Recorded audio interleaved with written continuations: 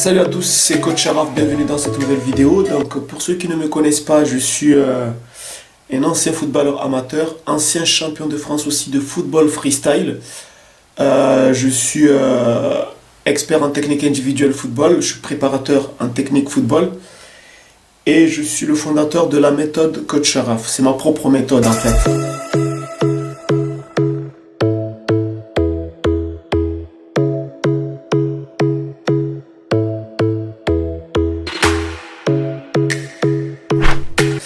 Alors dans cette vidéo, parce que vous allez un peu découvrir c'est quoi la méthode Coach Sharaf, mais dans cette vidéo, je voulais parler d'un sujet qui est important.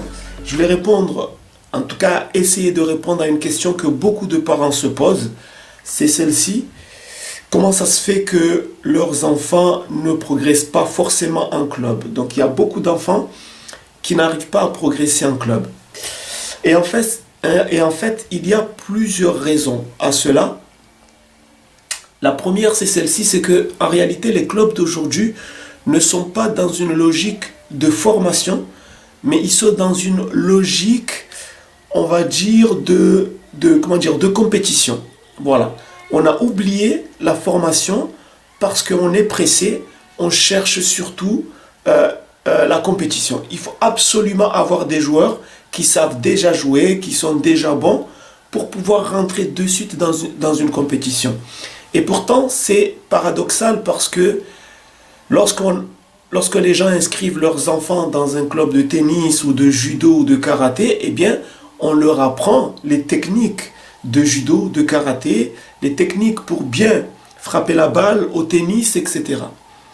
Mais en club, on n'a pas le temps à cela. Ça, c'est la première raison. Ils veulent absolument recruter des jeunes qui savent déjà jouer, qui sont déjà prêts. D'accord?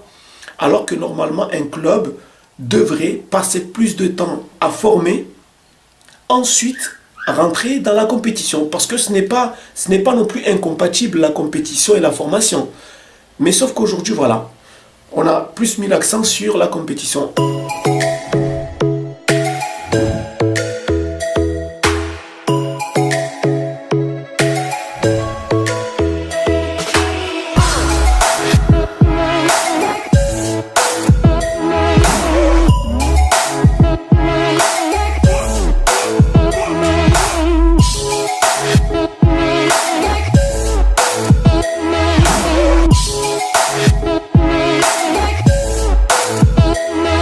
La deuxième raison, c'est que pour former, il faut qu'il y ait une volonté du club de former.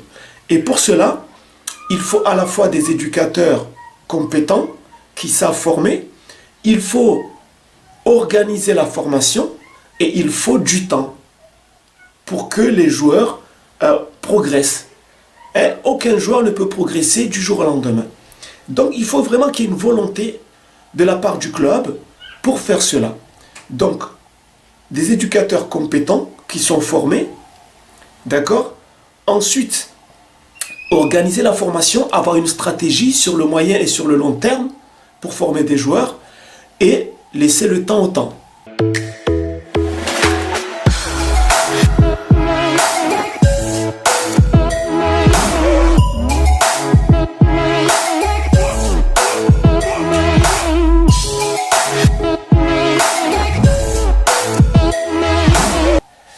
La troisième chose, c'est quoi? C'est que il est vrai même que même si les éducateurs sont formés, ils sont compétents, ils sont prêts à former, mais ils n'ont pas le temps non plus.